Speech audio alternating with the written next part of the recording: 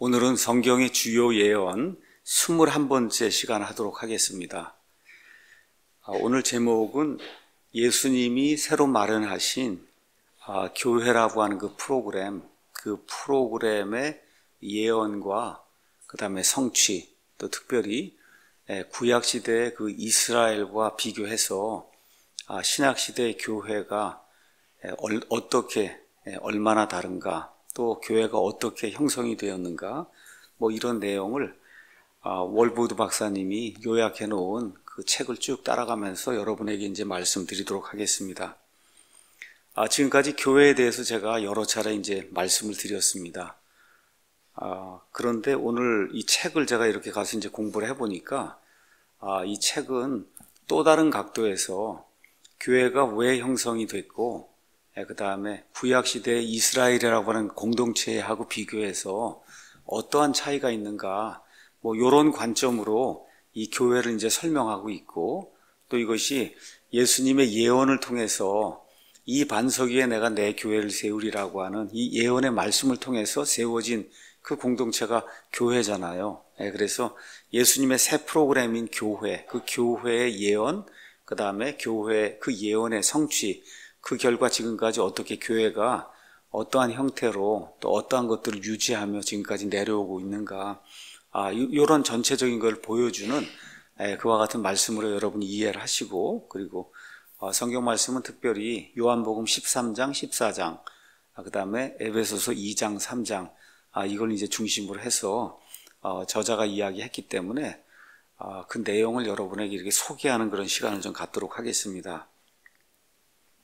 우리가 이제 지난 시간에는 성경에서 가장 중요한 예언이라고 할 수 있는 예수님의 죽음, 그 다음에 예수님이 이제 묻히신 거, 그 다음에 예수님이 부활하신 거, 그렇죠? 그거를 창세기부터 요한계시록까지 성경의 여러 군데를 다 살펴보면서 이 요약을 해서 여러분과 같이 이제 나눴습니다. 자, 오늘은 이제 교회 이야기를 하려고 그래요. 자, 예수님이 이제 30살에 공생애를 시작하셨습니다.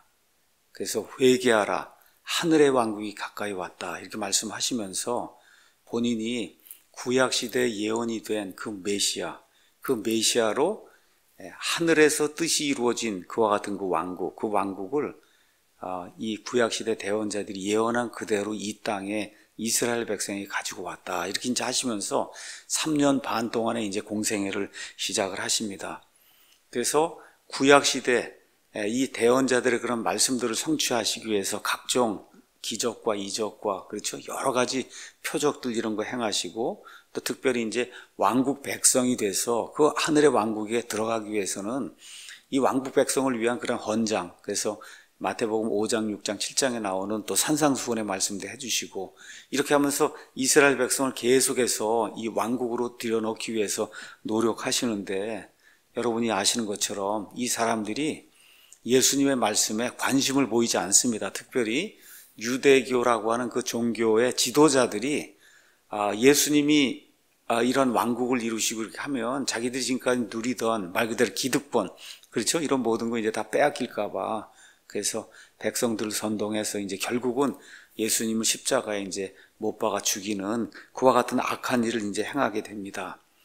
자, 그래서 언제라고는 성경에 기록되어 있지 않지만 많은 성경학자들이 3년 반 동안의 그 공생애 쭉 시작이 되는 가운데 아마 한 3년쯤 이렇게 지났을 때, 그쯤 되었을 때 이제 예수님께서 진행되는 이런 모든 것, 백성들의 상태, 종교 지도자들의 그 마음의 상태, 이런 모든 것들을 다 보시고는 이 사람들이 내가 주려고 하는 그런 메시아 왕국을 받아들일 의사가 없구나, 이렇게 이제 판단을 하시고, 메시아 왕국이 내가 처음 온 이 초림에는 실현이 안 되겠구나 하는 걸 이제 인식을 하시고, 또 동시에 제자들도 예수님을 쫓아다니면서 왕국이 세워지면 자기들이 어떻게 하든지 12지파를 다스리는 이런 재판과 같은 그런 역할을 하면서 예수님과 함께 이제 왕노릇 하려고 이렇게 생각을 했는데, 가만 보니까 막 백성들이 봉기를 일으키려고 그러고, 또 이 지도자들이 예수님을 잡아주고 배척하려고 하는 이런 일들이 이렇게 이제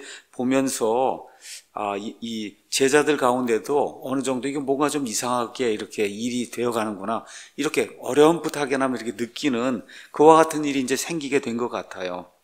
그래서 결국은 예수님께서 마태복음 23장 끝부분에 가셔서 이 이스라엘 백성을 향해서 너희가 주의 이름으로 오시는 이여 하고 이 재림의 때 나를 받아들일 때까지는 다시는 나를 보지 못한다, 이렇게 말씀하시면서 메시아 왕국 초림때 세우려고 했던 그것이 결국은 재림으로 이제 연계가 된다고 하는 그런 말씀을 이제 해주십니다. 자, 이렇게 되면서 초림 때 이루려고 했던 그런 그 메시아 왕국, 그 메시아 왕국의 실현이 뭐 그 이후로 한 2000년 지금 지나간 거예요. 그러니까 하나님 시간표에서 한 이틀 이 정도 이렇게 지나간 겁니다. 자, 그런데 예수님께서 그 기간 안에 우리가 지난번에 살펴봤던 하늘의 왕국의 신비라고 하는 그런 기간이 있잖아요. 예수님 초림부터 예수님 재림 때까지. 그렇죠? 이 기간 안에 여전히 하나님께서 하나님의 통치를 이루시고 있거든요. 이 기간 안에 구약 시대에는 존재한 적이 없는 예수님의 내 교회라고 하는 새로운 그 프로그램을 예수님이 이제 시작하십니다. 우리 잘 아시는 것처럼 마태복음 16장에 가서 보시면 예수님께서 가이사랴 빌립보 지방에 가십니다. 그래서 제자들에게 이제 묻지요. 사람들이 나를 누구라 그러느냐. 마태복음 16장. 그렇죠? 이거 대단히 그 중요한 이 질문이거든요. 사람들이 나를 누구라고 하느냐. 예수님을 누구라고 하느냐라고 하는 그 질문에 대한 대답이 이게 별거 아닌 것 같은데 이게 영생을 결정하는 그런 질문이에요. 그렇죠? 어떤 사람은 침례자 요한, 어떤 사람은 엘리야, 뭐 어떤 사람은 예레미야, 아니면 대언자 중에 하나다, 이렇게 이제 이야기하니까 그랬더니 예수님께서 그러면 너희는 나를 누구라 그러느냐 했더니 제자들 중에 대표로 시몬 베드로에게 나서면서 당신은 주께서는 그리스도시요, 그리스도 메시아라는 거예요. 메시아 인정을 한 겁니다. 살아계신 하나님의 아들이다, 이렇게 이제 고백을 하니까 예수님께서 베드로에게 뭐라고 말씀하세요? 바요나 시몬아, 내가 복이 있다.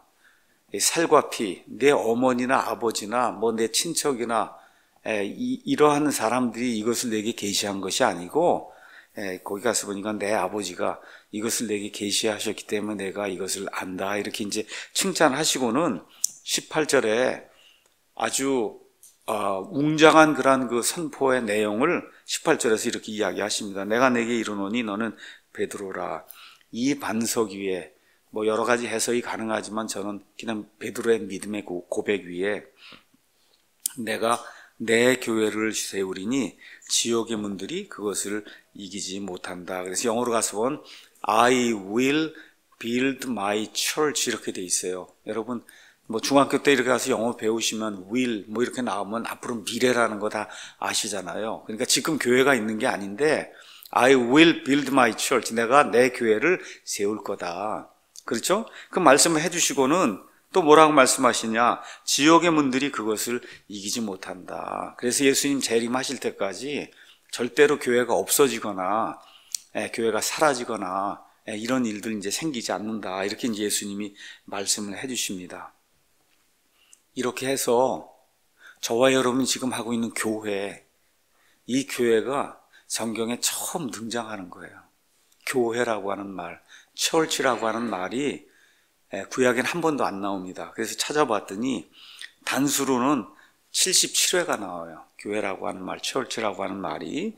그 다음에 복수로는 37회가 나옵니다. 다 신약 성경에만 있어요. 그래서 총 114회, 여기 신약 성경 안에, 성경 전체 안에 교회라고 하는 그런 말이 총 114회가 나옵니다. 그래서 마태복음 16장 18절부터 요한계시록 22장 16절까지 참 교회 때문에 여러분 얼마나 고생이 많으십니까? 그렇죠? 이게 참 이상한 거예요. 예수님이 내 교회를 세운다고 이렇게 했는데 어떻게 이 예수님의 교회 때문에 우리가 이렇게 고통을 당하는지 참 알 수가 없죠. 그래서 결국 영혼의 자유, 양심의 자유를 찾아서 헤매고 하다가 결국 여기 사랑침례교회로 지금 와 계시는데, 여기서 얘기하는 예수님의 내 교회라고 할 때는 예수님의 몸을 이야기하는 거예요. 사실 예수님의 내 교회 안에는 고통이 없는 거예요. 예수님의 내 교회에 속한 사람들이 이 땅에서 이루는 지역 교회이기 때문에 지금 문제가 있는 거지, 사실 예수님의 몸에 속하 있는 그 사람들, 그건 이미 하나님 편에서 보면 하나님 왕좌 오른편에 앉아있는 사람들이에요. 예수님의 신부예요. 비록 죄덩어리지만 하나님 편에서 보면 이미 거룩히 구별된 그런 자들이에요. 여기에는 사실 문제가 없는 거예요. 근데 그 사람들과 더불어 또 이 지역 땅에 있는 이 교회에 교회를 하겠다고 하는 사람들이 있는데, 이 사람들 가운데는 구원받지 못한 사람들도 들어있어요. 그렇죠? 로마 가톨릭 교회도 교회라고 이야기하는데, 이 교황이나 이런 사람들, 구원받았는지 안 받았는지, 이 하는 그 말로 봐서는 구원 못 받았을 가능성이 농후하거든요. 우리 김수환 추기경이 뭐라 그래요? 죽어봐야 알지, 그걸 어떻게 하느냐. 그렇죠? 그렇게 그거 구원받았다는 거 확신하면 그거 교만한 거다. 이렇게 이야기한단 말이에요. 그리고 가톨릭 교회도 교회를 한다고 하는데, 전 세계에 모르겠어요. 5억이고 얼마 인구가 있는데, 구원받은 사람이 거의 없는 거예요. 또 목사들 가운데도 구원받지 못한 사람이 얼마든지 있는 거고, 그런 사람이 교회를 한다고 할 수도 있는 거고, 이 교회 안에 우리 보통 집사, 권사, 장로, 이런 사람들 가운데도 구원받지 못한 사람이 얼마든지 있고, 조엘 오스틴이라든지, 이런 사람이 이거 구원받았다고 볼 수가 없거든요. 그렇잖아요. 교회는 커도 구원받은 사람 이래 이야기할 수가 없어요. 심지어 빌리 그레이엄 같은 경우는 말년에 가서 불교, 이런 타종교에도 다 구원이 있다, 이렇게 이야기할 정도가 되니까, 이게 참 땅에 있는 그 육신을 가진 그런 그 사람들이 이루는 이런 지역교회 안에는 문제가 많이 있는 거예요. 왜 그러냐? 저와 여러분이 죄덩어리 때문에 그런 겁니다, 이게. 근데 어쨌든 예수님이 세우시겠다고 하는 내 교회는 엄밀한 의미의 보이지 않는 구원받은 신약시대 모든 사람이 속하는 그 몸, 그걸 얘기하는 겁니다. 그 몸. 그렇죠? 근데 그 몸이 이 땅에 지금 육신을 입고 있는 한 존재해야 되기 때문에 지역교회, 이렇게 지역교회로 들어오게 되면 이제 문제가 있는 거죠. 자, 교회로 번역된 그리스 말은 여러분이 아시는 것처럼 에클레시아입니다. 에클레시아는 많은 이런 사람들이, 이런 무리가 있는데, 어떤 특별한 목적을 위해서 그 무리 중에 일부를 따로 떼어서 어떤 모임을 만들면 그 모임은 그거는 에클레시아라고 불리는 거예요. 그러니까 지금 여기 한 50명, 100명 이제 사람들이 있는데, 쉽게 말씀드려, 오늘 내일 아침에 우리 야구하러 가려고 하니까 야구팀 10명 따로 여기서 모여라. 그렇게 하면, 그러면 이제 남자들이든 여자들 중에 10명이 이제 따로 나올 거 아닙니까? 100명 중에. 그 10명을 그리스 말로는 에클레시아라고 부르는 거예요. 이해하시겠죠? 그러니까 문선명 거기도 교회다. 그것도 맞는 말이에요. 에클레시아라고 하는 의미에서는 맞는 거예요. 신천지 교회도 교회다. 그렇게 얘기하는 거예요. 안식교 교회도, 가톨릭 교회도 특별한 목적을 위해서 이렇게 불려 나왔으니까 교회는 교회인 거예요. 에클레시아라고 하는 그런 그 의미에서는. 자, 그럼 구약 시대에도 교회가 있었냐? 여러분, 있었습니까? 없었습니까? 구약 시대도 있었어요. 성경이 있었다고 이야기하잖아요. 어디에 있었어요? 사도행전 7장 38절에 가서 보면 광야에 있던 교회가 있었다 그랬습니다. 광야. 이 이스라엘 백성을 이집트 땅에서 모세가 이제 이렇게 해방을 해서 이제 데리고 나왔잖아요. 거기 모여있던 그 이스라엘 백성을 광야에 있던 교회라고 얘기했단 말이에요. 그럼 이 사람들을 왜 교회라 그러냐? 말씀드린 대로 이집트 땅에 살다가 하나님이 특별한 부르심으로 부르셔서 너희는 이제 저 가나안 땅으로 올라가서 내가 원하는 그러한 내 선민으로 주변에 있는 모든 이방인 족속들에게 나의 공의와, 그렇죠, 나의 사랑과 나의 모든 윤리적, 도덕적 그런 특성과 이런 모든 것을 보여서 세상 사람들이 너희를 통해서 나를 알 수 있게 그렇게 만드는 존재가 되라고 하나님이 이집트에서 특별히 불러내줬단 말이에요. 그렇죠? 그런 의미에서는 광야에 있던 교회다. 그렇게 우리가 이야기할 수 있는 겁니다. 그러니까 대답을 잘 하셔야 돼요. 구약에도 교회가 있었냐? 그렇게 얘기하면 뭐라고 해야 돼요? 있었습니다. 그렇게 얘기해야 돼요. 근데 문제가 뭐냐? 그건 신약교회는 아니라는 거예요. 예수님이 내가 내 교회를 세운다고 했는데 그럼 예수님의 내 교회가 없으니까 세운다고 하시지 않겠어요? 그렇죠? 그러니까 구약시대에 있던 그것도 교회는 교회다. 맞아요. 근데 뭐는 아니냐? 예수님이 세우시겠다는 내 교회. 그 내 교회를 그것과 이렇게 구분해서 뭐라고 얘기하는 거 우리가 신약교회라고 이야기하는 겁니다. 그러니까 그 예수님이 세우고자 했던 그 신약교회는 구약시대엔 존재하지 않았어요. 다만 교회라고 불리는 그건 어떤 특별한 목적으로 해서 이렇게 불러낸 그런 모임이면 그게 교회이기 때문에 구약시대 그 이스라엘도 광야에 있던 교회라고 성경에 한번 나온다. 그런 의미로 저와 여러분이 이제 생각을 하면 되는 겁니다. 자, 그럼 교회의 주인이 누구냐? 목사가 아닙니다, 여러분. 교회의 주인은 누구예요? 내가 내 교회를 세운다 그랬으니까 누구의 교회예요? 예수님의 교회예요. 내가 내 교회를 세운다고 했으니까 교회의 주인은 예수님이시고 사도행전 20장 28절 또 디모데전서 3장 15절 가서 보면 하나님의 교회라고 이야기했어요. 그러니까 하나님이 소유자가 되시고 또 더 구체적으로 이야기하면 그걸 세운 창시자가 예수님이시며 그 예수님이 내가 내 교회를 세운다고 이야기했으니까 그런 차원에서 조금 더 정확하게 이야기를 하면 그럼 예수님이 교회의 주인이시다. 우리가 이제 그렇게 이야기를 하면 됩니다. 자, 아까 말씀드린 대로 예수님이 내 교회를 세운다고 해서 구원받은 사람 다 예수님의 몸이 되는 거예요. 맞습니다. 자, 그런데 이 땅에 교회가 있죠. 그렇죠? 그래서 성경에 가서 보시면은 이 땅에 있는 교회를 가리키는 그 교회의 용례가 에베소 교회, 골로새 교회, 고린도 교회 하면 땅에 있는 지역 교회를 가리켜요. 그래서 땅에 있는 지역 교회를 가리키는 그 용도로 교회라고 하는 말이 거의 한 6%, 7% 그런 용례로 쓰였어요. 그런 용례로. 그러니까 여러분이 그걸 기억하시고 교회라고 하는 말이 성경 전체에 114회가 나오는데 그냥 뭐 제가 세지는 않았지만 그 중에 한 7번 이쯤은 지역교회를 이야기하는 거고 나머지 한 7번쯤 이게 나오는 거는 보이지 않는 그 예수님의 몸, 그 안에는 요한 웨슬레도 들어있고 말틴 루터 들어있고 요한 캘빈도 들어있고 하여튼 예수님이 세운 그 교회 그 이후로 구원받은 모든 사람이 들어가 있는 그거 그렇죠? 그런데 지금 신약 성경에 나오는 대다수 교회라고 하는 그런 말은 지역교회를 가리킨다. 그럼 지역교회는 왜 존재하는가? 그 말씀만 좀 드리겠습니다. 에베소서 4장 보겠습니다. 에베소서 4장 가서 보시면은 지역교회를 우리가 해야 되는 그런 이유가 이제 그 안에 나와 있습니다. 에베소 4장 11절에서 12절. 자, 그분께서 더러는 사도로 어떤 사람들은 사도로, 더러는 어떤 사람들은 대원자로, 더러는 어떤 사람들은 복음 전도자로, 더러는 목사 겸 교사로 주셨어요. 교회에 주신 거예요. 올라가시면서. 이것은 성도들을 완전하게 하고 섬기는 일을 하게 하며 그리스도의 몸을 세우게 하려 합니다.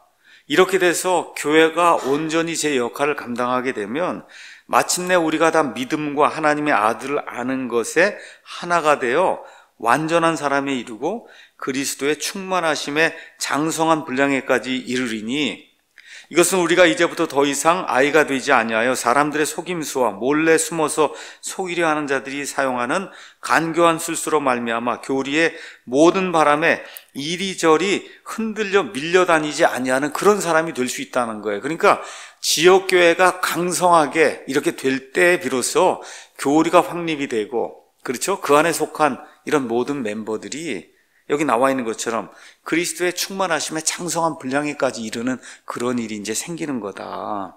그래서 교회가 대단히 중요하다는 거예요. 어떤 일을 해야 되는 거냐? 여기 있는 것처럼 교회에 예수님께서 몇몇 이 선물들을 주셨는데 여기 있는 것처럼 사도, 대언자는 지금 존재하지 않습니다. 그 다음에 복음전도자, 그 다음에 목사 겸 교사가 존재하는 거예요. 왜 이 두 개의 선물을 주님께서 주셨냐? 성도들을 완전하게 하고, 그러니까 목사와 복음전도자, 교사 이런 사람들이 성도들을 완전하게 하나님의 말씀을 잘 요리를 해서 그래서 성도들을 완전하게 하는 그런 일을 하도록 이 땅에 있는 교회에 목사 겸 교사, 그 다음에 복음 전도자를 줬다는 거예요. 그 다음에 또 뭐가 있어요? 하나님의 일을 하려면 누군가 섬기는 사람들이 있어야 되잖아요. 그 일을 하도록, 그 다음에 맨 끝에 그리스도의 몸, 이 교회를 세울 수 있도록 그렇게 하기 위해서 이와 같은 그 선물들도 주셨다. 제가 하나 이제 여쭤볼게요. 여기 온전히 세워진 지역교회라고 하면 이 안에 속해 있는 그 멤버들 있잖아요. 그 멤버들의 다수는 구원받은 사람이겠죠. 맞습니까? 온전히 세워진 그런 지역교회라고 하면 100%는 없죠. 그거는. 그렇죠. 그렇지만 거의 다수가 구원받은 사람일 거예요. 오늘 제가 아침에 미국의 조지아주 애틀랜타에 있는 그 교회 이름이 또 애틀랜타 사랑침례교회더라고요. 제가 사실은 어떤 분들이 우리 교회하고 똑같은 이름을 쓴다 그러면 제가 굉장히 싫어하는데, 뭐 미국에 있는 분들이 쓴 거에 뭐 내가 어떻게 하겠어요. 뭐 제가 무슨 특허를 갖고 있는 것도 아니고. 근데 이제 그분이 애틀랜타 그 지역에도 우리 교회 설교를 듣는 그런 분들이 많이 있다. 애틀랜타 굉장히 큰 도시입니다. 이제 그렇게 되는데 본인들 교회는 이제 한 10명 이렇게 모여서 이렇게 교회를 하고 있는데, 가능하면 좀 그런 분들이 이렇게 합력을 해서 이 교회를 좀 세울 수 있도록 이 교회에 좀 공지를 좀 해주시면 좋겠습니다 해서 이제 제가 오늘 아침에 그 공지를 올렸어요. 근데 그 목사님이 그 얘기를 거기 딱 쓴 거예요. 우리 교회는 이 예수님의 피로 말미암아 이렇게 다시 태어난 10명의 사람들이 모인 그러한 공동체다. 그래서 우리 교회에 지금 있는 분들은 다 구원받은 사람들이다. 아주 목사님이 아주 확실하게 이렇게 얘기를 하더라고요. 그러니까 제가 말씀드리려고 하는 바는 뭐냐, 특별한 일이 없는 한 성경적인 교회라고 했을 때는 거의 그 안에 모여있는 사람들의 대다수가 구원받은 사람들이어야 하고 구원받은 사람들이에요. 그렇죠? 자, 그러면 구원받은 사람들한테 매주 와서 구원받으라 그러면 되겠습니까, 여러분? 되겠어요? 여기 지역교회에 거의 다수가 구원받은 사람인데, 그 구원받은 사람들에게 매주 와서 매 시간 성경 펴면 구원받으라 그러면 그거 되겠냐고요? 안 되잖아요. 그렇죠? 그래서 지역교회의 1차적인 이 말씀 선포 대상은 구원받은 사람이에요. 그렇기 때문에 복음 설교를 하는 게 그게 이 교회의 주 메뉴가 되면 안 된다는 거예요. 구원받으라는 설교를 90% 하면 안 된다는 거예요. 여기 모여있는 사람의 다수가 구원받은 사람이기 때문에. 그래서 여기 있는 분들은 거의가 신자예요. 불신자가 아니고. 그러니까 이 안에서 말씀을 선포하거나 뭘 이렇게 가르치게 될 때는 구원받아야 한다는 복음의 메시지를 여기 매주 전하면 안 되고, 그렇죠? 어떤 거? 성화. 구원받은 이후에 어떻게 그리스도, 여기 나와 있는 것처럼 그리스도의 충만하심에 장성한 분량에까지 이르라고 하는 그런 설교를 해야 된다는 거예요. 그렇죠? 그 다음에 또 예수님의 명령이 뭐냐? 온 세상에 나가서 모든 창조물에게 하나님의 말씀을 전달하라고 하니까 선교, 어떻게 해야 말씀 사역을 잘 효과 있게 전달할 수 있겠느냐? 그렇죠? 그 다음에 또 뭐가 있어요? 그 일을 하려고 하니까 교육이 필요하잖아요. 많이 가르쳐야 될 거 아니에요. 하나님 말씀 전체를 가르쳐야 될 거 아니에요. 그러니까 이런 거 중심으로 이 지역교회가 일단은 말씀 선포가 이루어져야 된다. 그래서 제가 늘 말씀드린 대로 한 5번 뭐 이렇게 설교하게 되면 그냥 퍼센트로 얘기했을 때 한 번 정도 구원 관련된 설교를 하고 4번 정도 성화 관련된 이런 설교, 교육 설교 이런 걸 하는 것이 지역교회의 그 말씀 선포의 패턴이 돼야 된다. 이거를 우리 교회에서 꼭 기억을 이제 해야 되는 겁니다.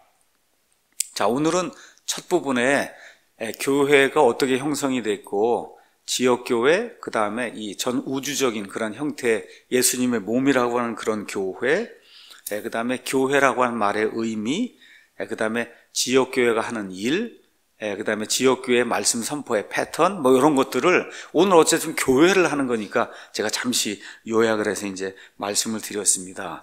자, 그런데 여기 월부드라고 하는 이 분은 챕터 21, 그러니까 21장에서 이 교회를 예수님의 새로운 프로그램이다 이렇게 이제 이야기를 했어요. 그걸 하면서 요한복음 13장, 14장, 그 다음에 에베소서 2장, 3장 뿐만 아니라 성경의 여러 군데를 이렇게 쭉 이렇게 우리를 이제 인도하면서 뭘 보여주려고 하는 거냐? 내가 내 교회를 세운다고 했잖아요. 이 예수님의 내 교회는 구약시대에 있는 그런 그 이스라엘 공동체, 어느 면에서 광야에 있던 교회 같은 거, 그렇죠? 율법화에서 움직이던 그러한 거, 이런 거하고는 무슨 차이가 있는가? 그래서 교회가 생성되는 그런 과정, 교회가 생성이 되는 과정, 그 다음에 이 신약시대 교회는 구약시대 교회와 어떤 특징이 있고 어떻게 다른가? 이거를 이렇게 말씀 전체를 요약을 해서 우리에게 이제 보여줍니다. 그래서 사실 오늘 요한복음 13장, 그 다음에 14장 이거 읽었는데 그 전에도 저도 많이 읽었을 거 아닙니까? 요한복음 13장, 14장을. 근데 오늘 이분이 요한복음 13장, 14장이 나오는 그런 배경을 이렇게 설명을 하면서 이렇게 저를 이렇게 이끌고 가는데 영어로 얘기하면 make sense 해요. 아, 정말 맞는구나, 이게. 그래서 사실 여러 사람의 책을 읽고 여러 각도에서 이렇게 성경을 이렇게 해석해 주는 걸 보는 게 참으로 유익한 것 같습니다. 그래서 오늘은 여러분에게 그 길로 좀 인도를 좀 해드리려고 그래요. 요한복음 13장, 14장 전체 강해를 하려고 하는 게 아니라 왜 13장, 14장이 나오면서 교회가 나오고 우리 요한복음 14장 얼마나 많이 읽습니까? 너희는 마음에 근심하지 말라. 그렇죠? 하나님을 믿으니 또 나를 믿으라. 그리고 이거 얼마나 많이 해요. 근데 왜 갑자기 이 말이 나왔는가? 그렇죠? 이런 것들을 좀 한번 잠깐 이렇게 설명하는 그런 시간을 좀 갖도록 하겠습니다. 자, 드디어 예수님께서 마태복음 16장에 가셔서 아마 공생이 한 3년쯤 이렇게 지나가는 그런 시점에 내가 이 반석에 내 교회를 세우겠다. 이렇게 이제 말씀하시고는 참 놀랄 일이 그 안에 또 기록이 돼 있죠. 우리 한번 잠깐 가서 보겠습니다. 마태복음 16장 가서 보겠습니다. 16장 가서 보니까 이렇게 기록이 돼 있어요. 예수님이 내가 내게 이르노니 너는 베드로라. 이 반석에 내가 내 교회를 세우리니 지옥의 문들이 그것을 이기지 못하리라. 그렇게 이제 말씀했어요.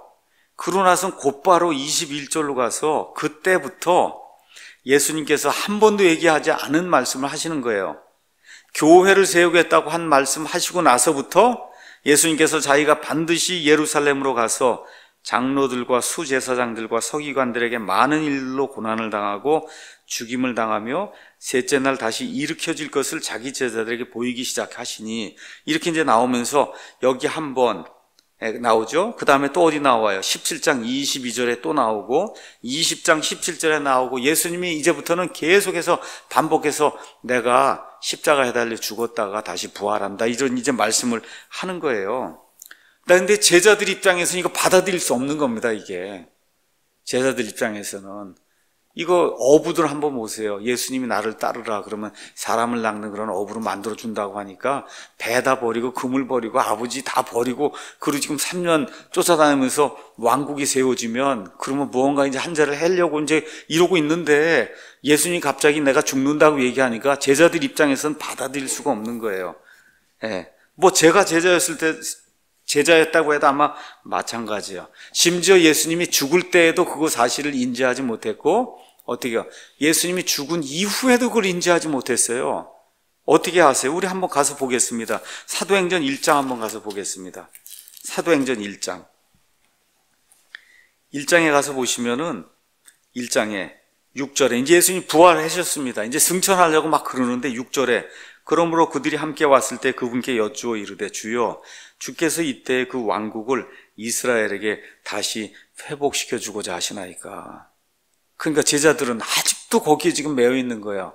예수님 왕국을 세우면 그럼 어떻게 해야 돼? 본인들이 한 자리 하고 이렇게 사는 거기에 지금 매달려 있는 거예요. 이러니까 예수님이 처음 제자들한테 교회 세운다고 그러고 나서 그리고 내가 이제 죽는다 그렇게 얘기를 하니까 여기 16장 22절에 그때 베드로가 그분을 붙잡고 그분을 꾸짖기 시작하여 영어로 갔으면 rebuke라는 그런 단어를 썼어요. 그건 꾸짖는다는 거예요. 꾸짖기 시작하여 이르되 주여 그럴 수 없나이다. 이 일이 결코 주께 임할 수 없다. 그렇죠? 그거 임하면 지금까지 쫓아다니는 게 다 물거품이 되니까 이러한 그 심정을 여러분 이해하시겠습니까? 그러니까 지금 예수님은 유대민족들의 이거 할 것 같지 않아요. 그래서 이제 교회를 세워야 되겠다는 그 계획을 이제 실현하려고 그래요. 심지어 제자들도 이해를 못하고 예수님 승천하려고 하는 그 시점까지도 이해를 못했다는 거. 그렇죠. 이러한 미스테리가 그게 교회라고 하는 거. 그거를 이해를 하시면 좋을 것 같습니다. 자, 이게 끝난 다음에 예수님이 그래, 너희가 이스라엘 12지파를 재판할 거다. 19장 가서 보겠어요. 마태복음 19장. 27절에 이제 베드로가 또 나와서 묻는 거예요. 우리가 모든 것을 버리고 주를 따라 싸우니 그런즉 우리가 무엇을 얻으리이까? 그렇죠? 이제 예수님이 자꾸 죽는다고 하고 그러니까 그러면 되겠습니까? 하고 이 사탄아 물러가라 이렇게 하고 예수님한테 꾸중을 듣고도 그게 안 떠나는 거예요. 어떻게 하든지 뭘 받아야 될 텐데. 그랬더니 예수님 뭐라고 말씀하시냐? 진실로 내가 너에게 이르노니 다시 나게 하는데 곧 사람의 아들이 자기의 영광의 왕좌에 앉을 때 나를 따른 너희도 12왕좌에 앉아 이스라엘의 12지파를 재판한다. 그러니까 구약시대에 여러분 사사기 알죠? 사사기에 나오는 사람이 재판관이잖아요. 재판한다고 하는 게 왕노릇 한다는 뜻이에요. 그러니까 12지파를 다스리는 그런 사람이 될 거다. 심판한다 그러면 안 돼요. 이거는 재판한다는 거예요. 재판. 그렇죠? 그런데 여기서도 또 제자들이 예수님이 이렇게 말씀하실 때 제자들이 이 말씀은 빼고 들은 거예요. 뭘 빼고 들었냐? 뒤만 들은 거예요. 나를 따른 너희도 12왕자에다 이스라엘 12지파를 재판한 여기만 듣는 거예요. 그 앞에 중요한 게 있죠. 뭐가 있어요? 다시 나게 하는 때. 그게 뭐야? 천년왕국일 때. 다시 말해 사람의 아들이 자기 영광의 왕좌에 앉을 때. 이건 빼고 듣는 거예요. 이거는 빼고. 그러니까 예수님이 다시 또 얘기합니다. 우리 가서 한번 마가복음 보겠습니다. 마가복음 10장에 가서 보니 예수님이 분명하게 다시 말씀하세요. 10장 28절에 베드로가 그분께 말하기 시작하여 이르되 보소서 우리가 모든 것을 버리고 주를 따랐나이다 하매 예수님께서 응답하여 이르시되 진실로 내가 너희에게 이르노니 나와 복음을 위하여 집이나 형제나 자매나 아버지나 어머니나 아내나 자녀나 토지를 버린 자는 지금 이 시대에서 집과 형제와 자매와 어머니와 자녀와 토지를 100배나 받되 그 다음에 핍박과 함께 받고 오는 세상에서는 영원한 생명을 받는다. 그렇죠? 오는 세상. 그래서 오는 세상 이야기를 하는 거, 이거 뒷부분은 또 안 보는 거예요. 이 제자들이. 그렇죠? 이러한 뭐라 그럴까. 자기가 듣고 싶은 것만 듣고 보고 싶은 것만 보려고 하는 그게 우리 사람의 이제 마음인 겁니다. 자, 그래서 제자들은 예수님 그때 이후로도 쫓아다니면서 여전히 이 보상을 이 시대에서 받을 걸로 아주 확신하고 그리고 쫓아다니는 거예요. 심지어 부활하고 승천하시기 바로 전까지도 보상해 주시는 거 지금 바라고 왕국을 언제 세워주시겠냐 지금 제자들이 그러고 있는 거예요. 근데 우리 예수님은 이미 얘기했어요. 보상은 지금 이 시대에 주는 게 아니고 다시 나게 하는 때 주는 거다. 다시 나게 하는 때. 그렇게 이제 말씀하시는 거예요. 이런 것들 저와 여러분이 꼭 기억을 이제 하셔야 됩니다. 자, 이렇게 이제 하면서 결국은 시간이 쭉 흘러가고 드디어 예수님이 십자가에서 달려 죽을 시간이 이제 오게 된 거예요. 그 바로 전날 어디에서 모였어요? 다락방에서 이제 모였잖아요. 그렇죠? 그래서 예수님이 이렇게 영어로는 디스코스를 했다 그래요. 이게 올리브산에서 길게 이렇게 이 디스코스를 번역을 하면은 연설이라고 해야 되나? 강연이라고 해야 되나? 강해라고 해야 되나? 여러분 마태복음 24장 25장 길게 앞으로 이러한 일에 대해서 길게 얘기했잖아요. 그걸 우리가 영어로는 올리벳 디스코스 그래요. 올리브산에서 길게 하신 말씀. 그렇죠? 그 다음에 또 뭐가 있어요? 여러분 산상수훈. 그렇죠? 산상수훈도 길게 이렇게 말씀하신 거예요. 그렇게 길게. 근데 그 길게 말씀하신 게 또 하나가 있어요. 그게 어디서 이루어진 거예요? 잡혀서 죽임 당하시기 바로 전날 다락방에 모여서 길게 얘기하신 내용이 어디 기록이 돼 있어요? 요한복음 13장, 14장, 15장, 16장, 17장. 그렇죠? 3, 4, 5, 6, 7 이렇게 5장에 걸쳐서 예수님이 그냥 길게 얘기하시는 내용이 요한복음이 22장인데 그 22장 가운데 그 5장이 자그만치 그 5장이 잡혀서 죽기 바로 전날 밤 제자들에게 하신 긴 설교예요. 그게 왜 이 긴 설교를 하셨는가? 이제 그거를 지금 설명을 지금 하려고 그러는 겁니다. 자, 지금까지 예수님이 제자들에게 여러 차례 말씀했어요. 이제 왕국은 이 초림의 때 실현이 안 되고 재림의 때 실현이 된다. 그렇죠? 근데 제자들의 마음에는 여전히 그게 아니라 어떻게 왕노릇하는 게 지금 남아있는 거 아니에요. 그렇죠? 예. 그러니까 예수님이 말씀하신 게 이제 새 프로그램인 교회가 이제 형성이 되는데, 이 교회에서는 왕노릇하는 게 아니다. 교회라고 하는 거에서는 이 리더들이 왕노릇하고 사람 지배하는 게 아니다. 너희는 지금 12지파를 재판하고 하는 거, 이런 거 생각을 지금까지 하면서 왕국을 기다리고 있는데, 왕국은 재림의 때 이루어진다. 그 재림 때까지는 내가 새 프로그램을 진행을 한다. 그 새 프로그램은 교회다. 교회에서는 리더십을 발휘하는 그런 사람들이 왕국과는 다르다는 거예요. 그래서 뭘 가르쳐 주는 거예요? 요한복음 13장으로 가서 발 씻기는 사람이 돼야 된다는 거예요.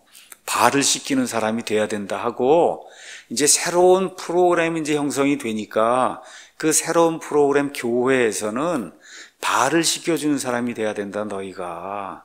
그렇게 하면서 예수님이 직접 제자들의 발을 씻어주는 내용이 그 안에 이제 기록이 된 거예요. 여러분 그 문맥을 이해하시겠습니까?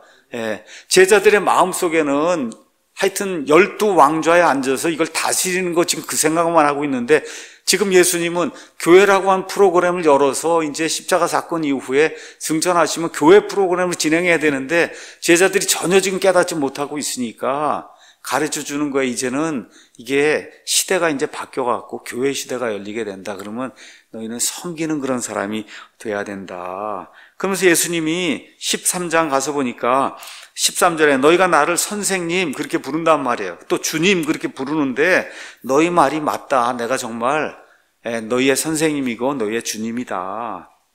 그런즉 너희 주와 선생인 내가 너희 발을 씻어주었으니 너희도 서로 발을 씻어주는 것이 마땅하다. 그래서 내가 너희에게 행한 것 같이 너희도 행하게 하려고 내가 너희에게 본보기를 주었느니라.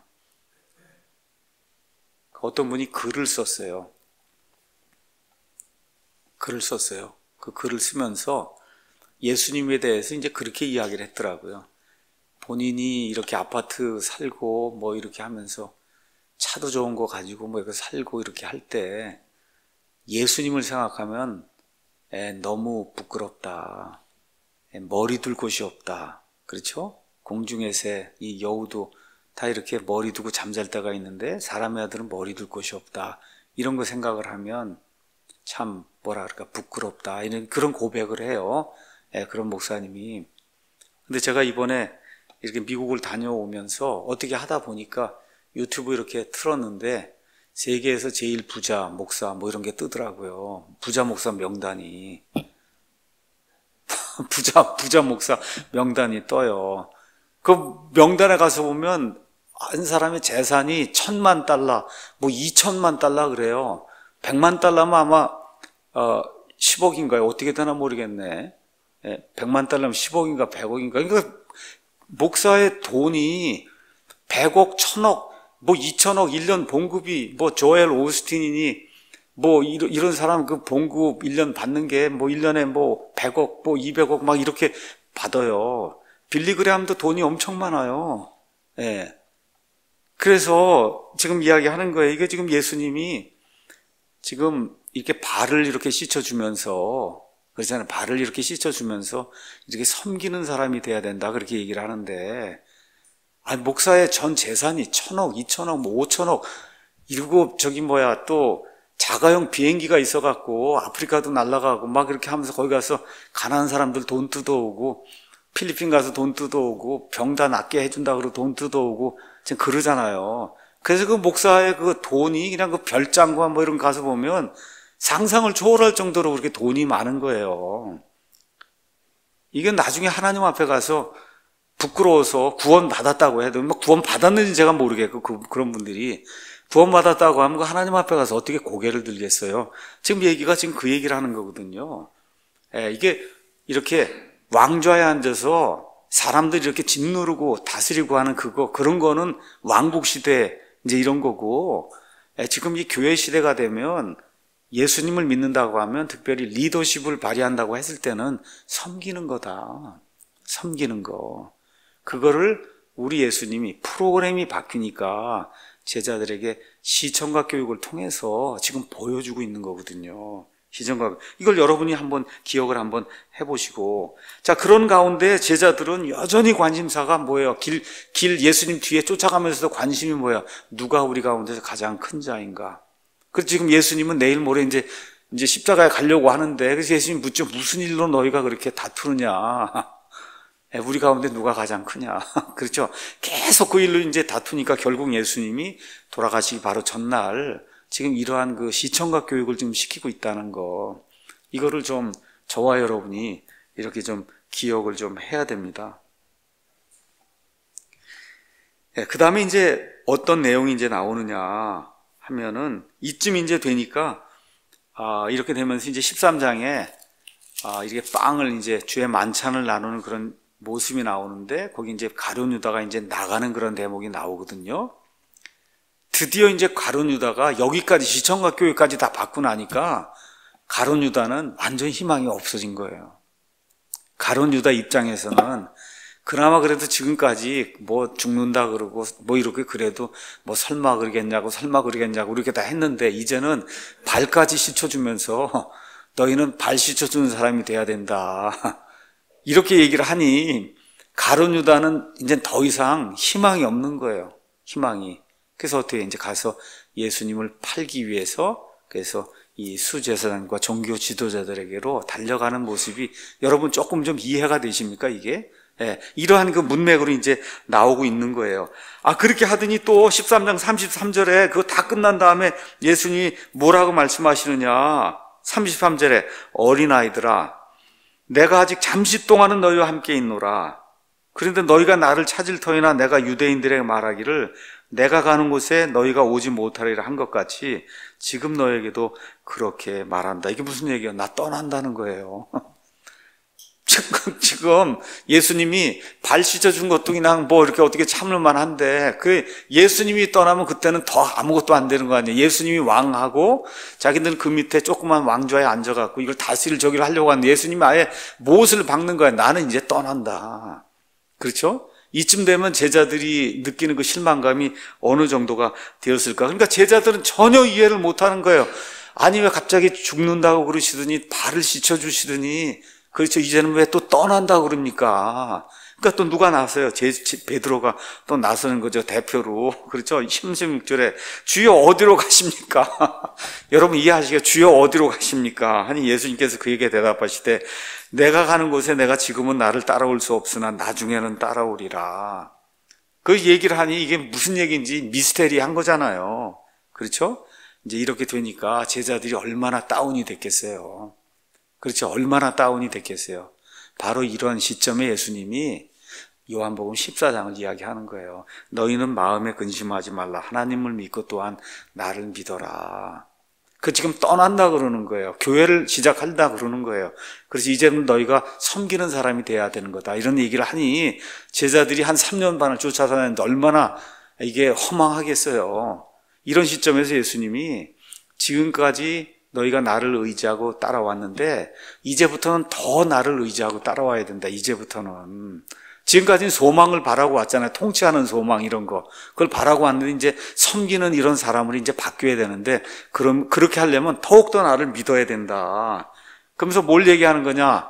구약시대 이스라엘 백성이 그렇게 불신 행위를 하며 하나님을 떠났지만 그래도 하나님이 사랑해 주셨잖아요. 그렇죠?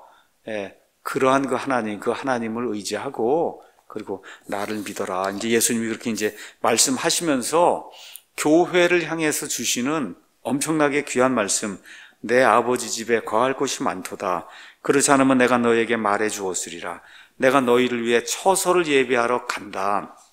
그러니까 왔다가, 그렇죠, 간다는 거예요. 갔다가 다시 온다는 거예요. 그렇죠? 왔다가 갔다가 다시 온다는 거예요.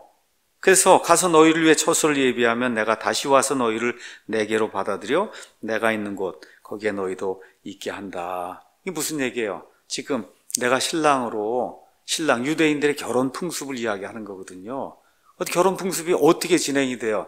신랑이 자기 아버지 집에 있다가, 그렇죠, 정혼을 하기 위해서 지참금을 싸들고 신부를 사야 되니까 유대의 나라에서는 신부를 돈을 주고 사야 되는 거예요.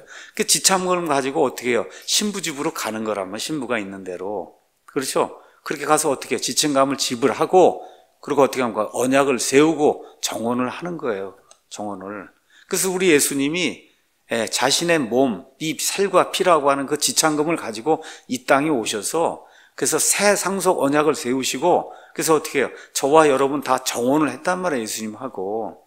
그럼 유대인들의 결혼 풍습에 따라 어떻게 해야 돼? 그 다음에 다 정혼이 끝났으니까 이제는 아직 몸이 하나는 되지 않았지만 법적으로는 이미 부부가 된 거예요. 그렇죠? 이런 상태에서 자기 아버지 집에 가서 이 처녀를 이제 데리고 와서 같이 살려면 집을 마련해야 되거든요.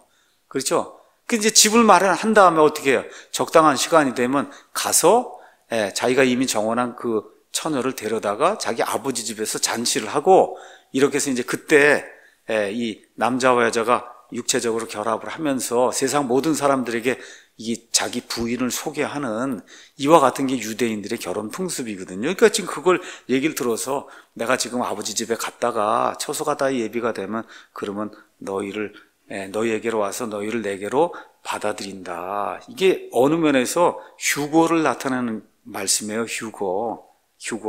한번 보세요. 처소가 예비가 되면 예수님 오시잖아요. 오시면 어떻게 우리가 다 끌려 올라가잖아요. 그렇죠? 이런 거를 이렇게 암시하는 그러한 그 말씀이 이 안에 지금 이렇게 기록이 되어 있는 거예요. 그러더니 갑자기 예수님이 내가 어디로 가는지 너희가 알고 또 그 길을 너희가 안다. 그러니까 이제 도마가 나서죠, 이번에는.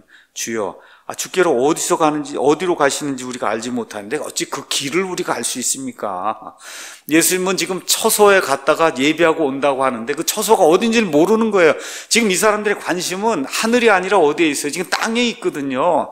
땅에 어디로 가신단 말입니까?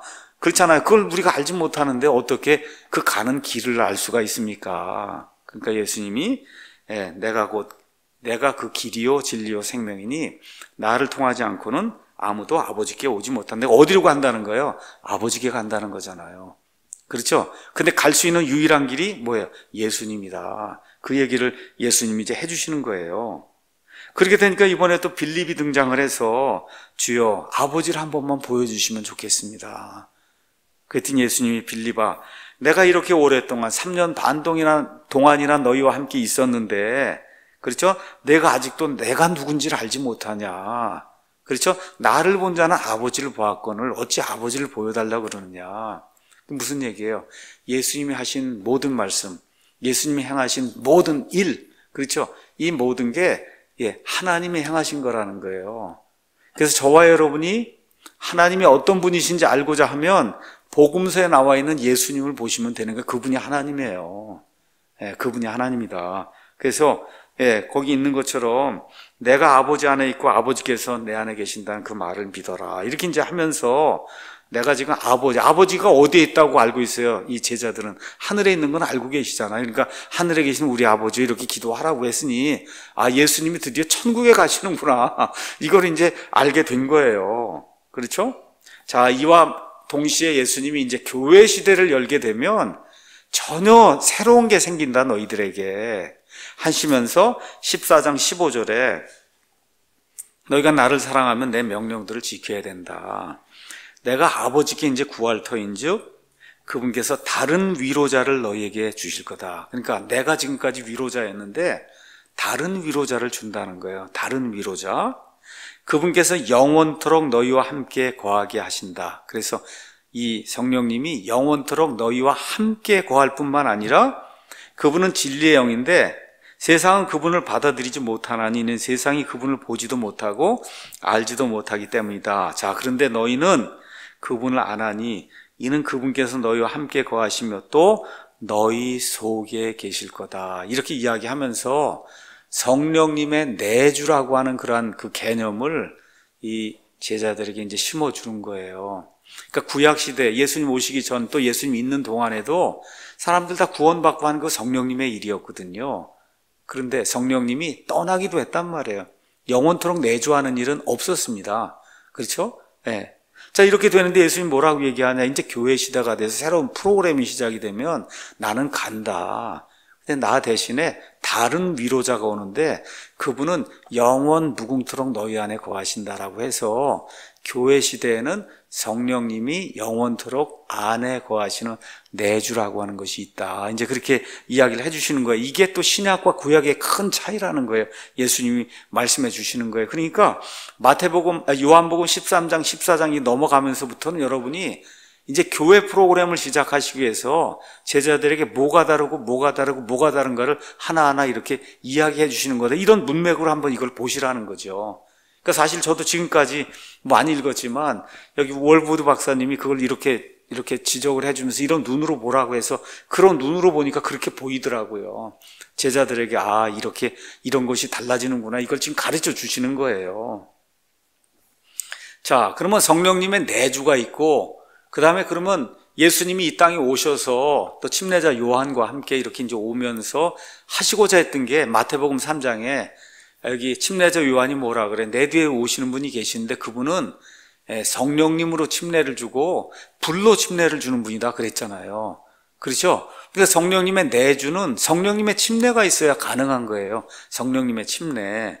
그 성령님의 침례 그 내용이 마태복음 3장에 나오고 드디어 그래서 성령님의 침례가 아직 이루어지질 않았습니다. 어떻게 알 수 있냐? 사도행전 1장을 가서 보세요. 사도행전 1장.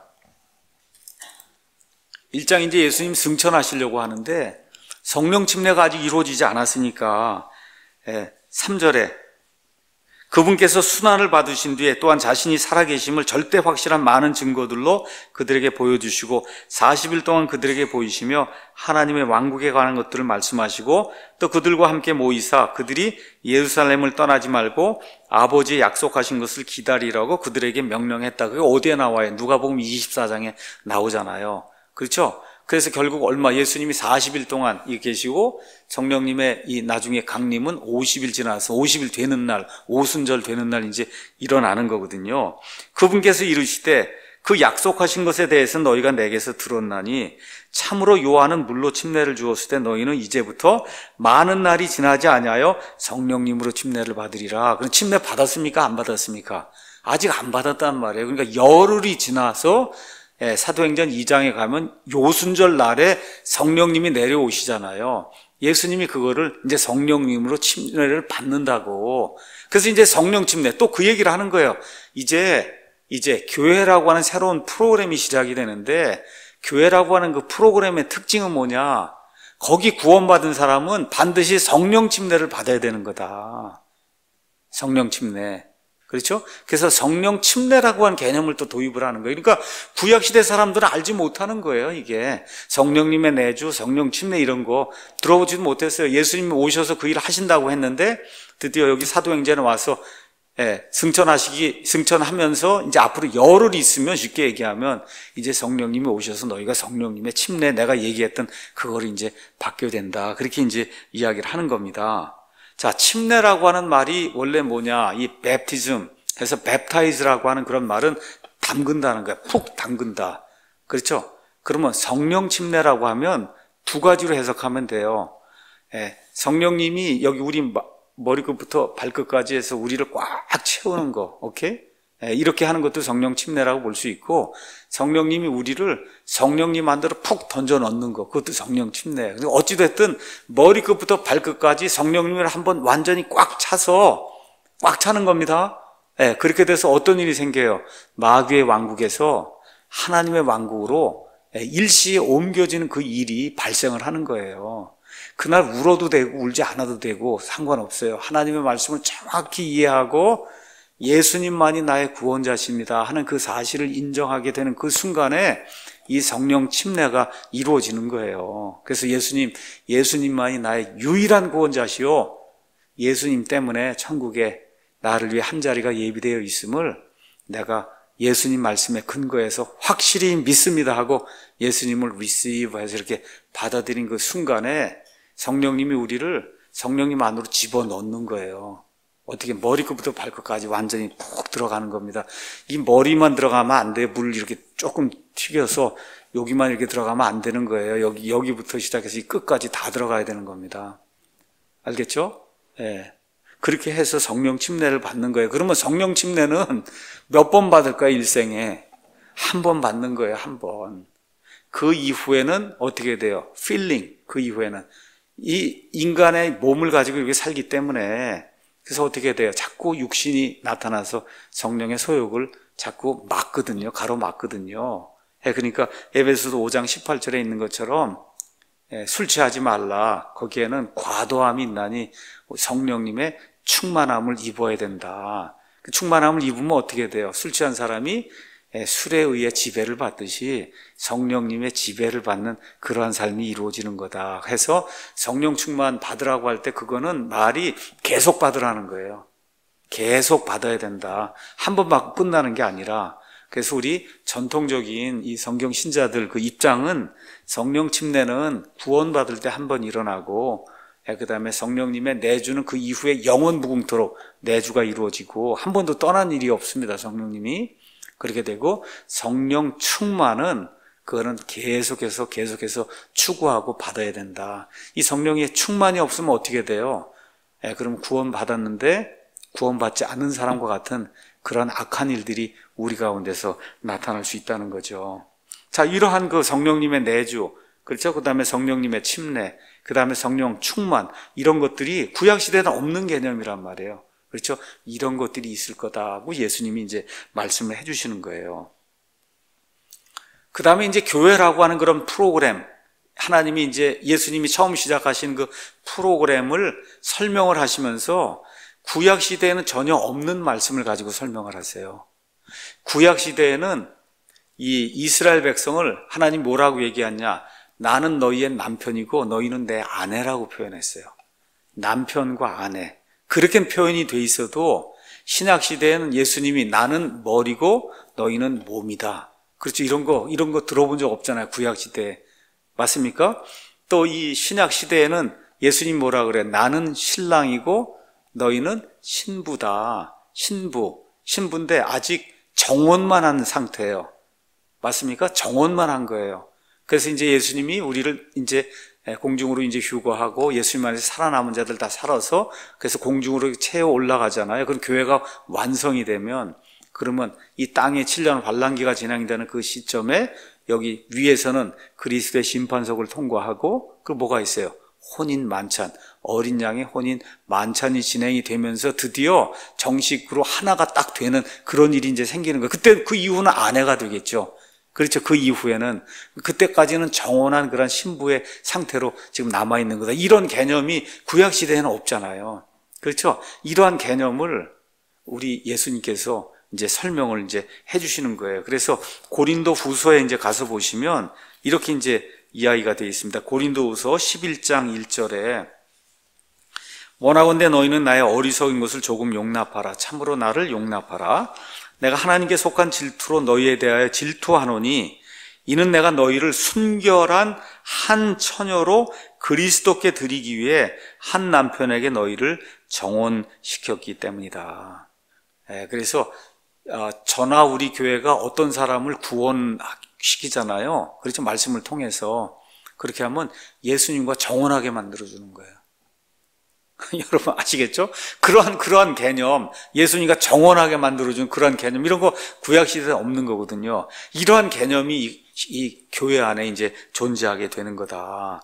이렇게 이야기하면서 드디어 큰 그림을 이제 사도 바울을 통해서 우리에게 이제 보여주는 겁니다. 에베소 3장에 가서 보면 이렇게 이제 돼 있어요. 3장에 가서 보면 이제 교회는 신비인데 이게 왜 신비냐? 구약시대엔 드러나지 않았다는 거예요. 구약시대에 우리가 이제 구약이라고 얘기하면 모세 율법부터 예수님 십자가까지 그게 올드 테스터먼트 정확한 의미에 그럼 거기에 있는 백성은 일단 무조건 유대인이어야 되는 거죠. 맞죠? 유대인 아니면 유대인 개종자. 그거 말고는 아니잖아요. 거기 속한 이스라엘 공영권에 속한 사람들이 아니니까. 그렇죠? 근데 이제 교회의 신비를 설명하면서 이제 그게 깨졌다는 거예요. 예수님의 새 프로그램, 이 교회라고 하는 프로그램 안에서는 그게 깨진다.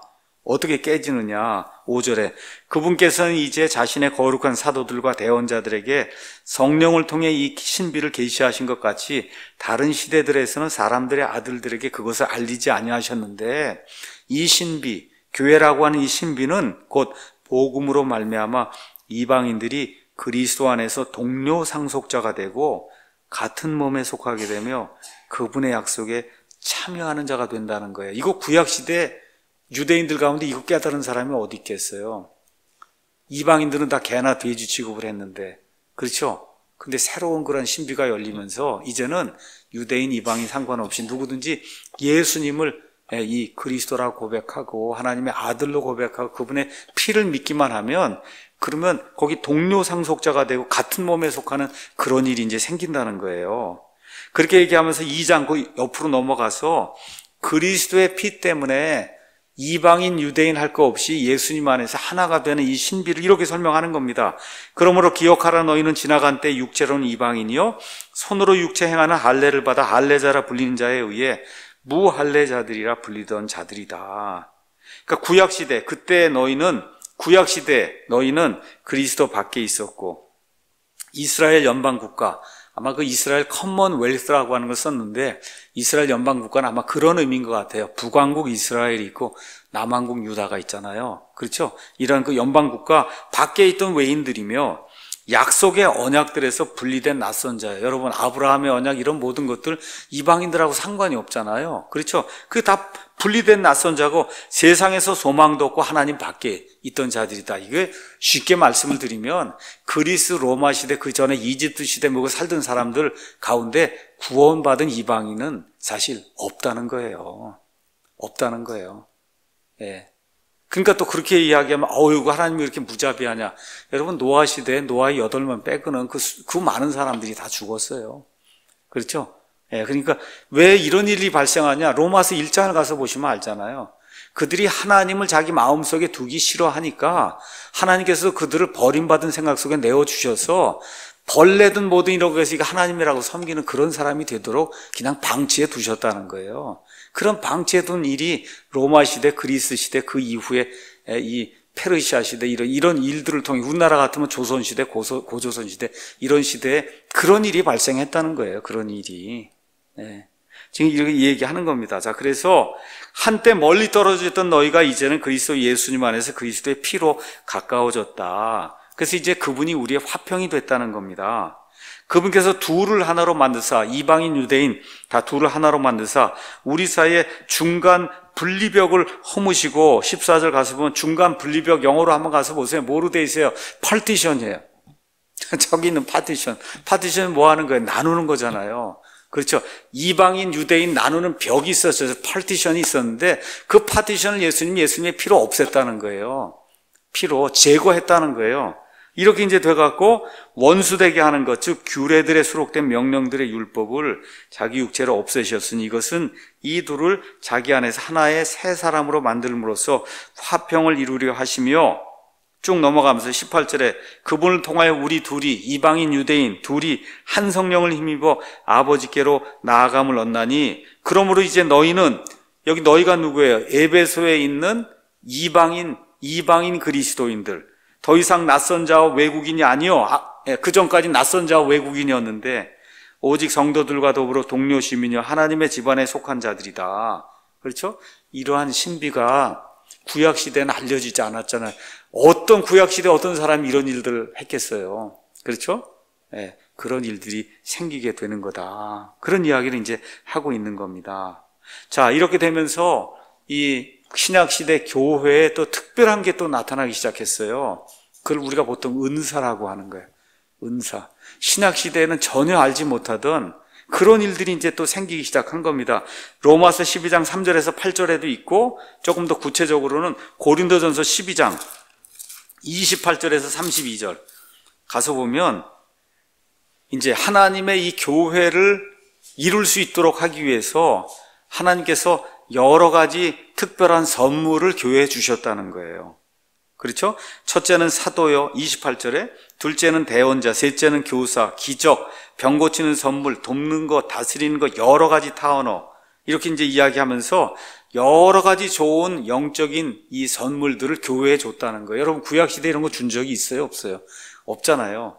그렇죠? 이 가운데 잠정적으로 말씀이 이렇게 완성이 될 때까지만 존재하던 그런 은사가 있어요.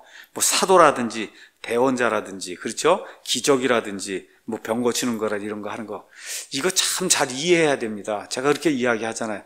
병 고치는 은사가 없어졌다는 거 하고, 하나님이 병을 고치지 못한다는 거, 이거 두 개를, 이걸 잘 이해해야 됩니다. 하나님이 지금도 병을 고쳐주세요. 우리가 이야기하는 건 뭐냐? 이게 손만 딱 갖다 대면, 그러면 사도 바울처럼, 그렇죠? 심지어 그 사람이 갖고 있는 손수건을 갖다 대면 병이 이렇게 사라지고 하는 그러한 영적인 선물을 가진 사람이 없어졌다고 얘기하는 거지, 하나님이 병을 안 고쳐준다는 게 아니에요. 여러분 이해하시죠? 예. 이거 이해해야 되고, 또 어떤 게 있냐. 지금도 특별 계시가 있어서 이게 사람들이 하나님의 계시를 받는다고 하면 이거 여러분 왜 필요합니까? 이거. 그렇잖아요. 이건 2000년 전에 기록이 된 건데 맨날 오는 새 거가 더 낫지. 이거 2000년 전에 거 이거 뭐 하라 하겠어요? 그러니까 어떻게 해요? 계시 받는다고 하는 사람이 성경을 무시하잖아요. 그렇죠? 이건 다 갖다 버리고 매일 계시가 오는데 뭐 이거를 갖고 그러느냐, 이렇게 얘기가 되는 거거든요. 성경은 그렇게 얘기하지 않습니다. 하나님에게서 오는 직통 계시는 없어진 겁니다. 없어졌어요. 성경의 완성과 더불어. 그래서 그렇게 없어진 그와 같은 영적인 은사가 있고, 지금까지 계속해서 존재하는 그와 같은 영적인 은사가 있다. 근데 어찌됐든 이런 영적인 은사 선물이 구약시대에는 안 나오잖아요. 그렇죠? 대원도 특별한 몇몇 사람들, 대원자들에게 한 거 외에는. 근데 여기 가서 보면 처음에 초대 교회에는 뭐 여러 사람들이 대원했단 말이에요. 고린도 교회에도 왜 성경 말씀이 없으니까 하나님의 직통 계시가 임하면 하나님이 이렇게 말씀하신다고 이렇게 대언하는 그런 일들이 있었단 말이에요. 보통 성도들 가운데 그런 일이 구약 시대에는 없었습니다. 자, 그 다음에 또 어떤 일이 생겼냐? 한 두 가지만 더 얘기하면 끝납니다. 어떤 일이 생겼냐? 히브리서에 가서 보니까 예수님이 우리의 대제사장이라 그랬어요. 자, 구약 시대 모세 율법을 가서 보세요. 대제사장이 있고, 뭐가 있어? 수제사장, 그 밑에 있는 수제사장이 있고, 일반 제사장이 있잖아요. 그렇죠? 그럼 예수님이 자신을 가르쳐서 대제사장이라고 얘기하면, 그렇죠? 그러면 예수님의 백성 우리는 자연스럽게 뭐가 돼요? 제사장이 되는 거예요. 그래서 이 신약 시대에는 만인 제사장이 아니라 믿는 모든 성도 제사장이 되는 거예요. 여러분, 만인 제사장, 그럼 말이 틀린 거죠. 믿지 않는 사람도 다 제사장이라고 하는 거니까. 그렇죠? 믿는 모든 성도 제사장이 되는 거예요. 예수님이 대제사장이기 때문에. 이런 일이 생긴 거예요. 구약시대에는 제사장 계급이 따로 있었어요. 그렇죠? 근데 지금 신약시대에는 예수님을 믿는 모든 사람, 그래서 구원받은 모든 사람이 제사장이 되는, 그래서 우리를 제사장으로 삼아주셨단 말이에요. 네, 그래서 이러한 엄청난 특권이 주어진 그런 시대가 교회 시대다. 그 다음에 이제 직무 수행자가, 구약 시대에는 제사장이 있었잖아요. 영어로 프리스트가 있었고, 그 다음에 디모데전서 3장 가서 보니까 신약 시대에는 지역교회의 감독과 지역교회의 집사가 있다. 네, 그래서 우리 침례교회에서는 그 감독 그 비숍이라고 하는 그런 그 단어가 변질이 돼서, 여러분 지금 비숍 그러면 천주교 주교를 얘기하잖아요. 그렇죠? 이렇게 되면 뭐 성공의 감독을 이야기하고, 그 성경에 나와 있는 그 개념이 아니거든요. 성경에 나와 있는 그 비숍 감독은 한 교회를 감독하는, 지금을 얘기하면 목사를 이야기하는 거기 때문에, 그래서 우리가 지금은 목사와 집사라고 이렇게 이제 이야기하는 거예요. 그런 게 구약 시대는 없잖아요.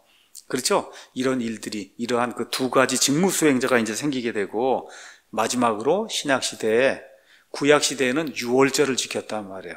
그렇죠? 신약 시대는 예수님이 그걸 주의 만찬으로 바꿔주시고, 그렇죠? 그 다음에 구약 시대에 없던 침례, 그렇죠? 침례를 주라고 말씀하시잖아요, 예수님이. 그렇죠? 그래서 예수님이 죽었다가 묻혔다가 부활하신 것처럼, 그래서 성령님에 의해서, 그렇죠? 우리가 성령님에 의해서 옛사람 다 죽은 거 처리하고 새 사람으로 일어났다고 하는 것을 그림 언어로 보여주는 이 침례를 행하라고 우리 예수님 말씀해 주셔서, 이거 역시 구약 시대에는 없었던 거거든요.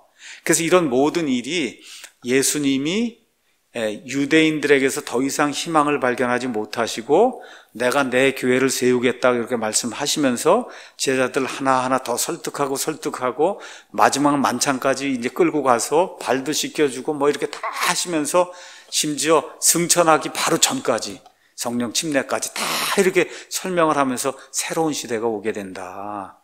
새로운 프로그램이 오게 된다. 마태복음 13장에 나오는 하늘의 왕국의 신비들이 진행이 되는 예수님 초림부터 재림까지 구약시대 전혀 알지 못했던 새 프로그램 교회를 내가 진행하게 된다. 그렇죠. 이러한 내용들을 예수님이 예언을 통해서 미리미리 이렇게 말씀해 주시고 그런 것들 하나하나 어떻게 구체적으로 이루어질 것인가 또 설명도 해 주시고 이런 것들이 나중에 사도 바울이 이런 서신서와 이런 모든 것들을 통해서 하나하나 구체적으로 이렇게 성취가 되는 그런 모습이 성경 안에 예언과 성취로 또 하나의 토픽으로 나온다는 거예요. 이걸 오늘 여기 월보드 박사님이 21장 한 장을 할애해서 그래서 저와 여러분에게 교회의 신비, 교회의 이 성립, 그렇죠. 교회 안에 있는 여러 가지 새로운 프로그램, 특징 이런 것들을 이 성경 전체를 통해서 우리에게 이제 알려주셨습니다. 오늘 여기까지 하고 마치겠습니다.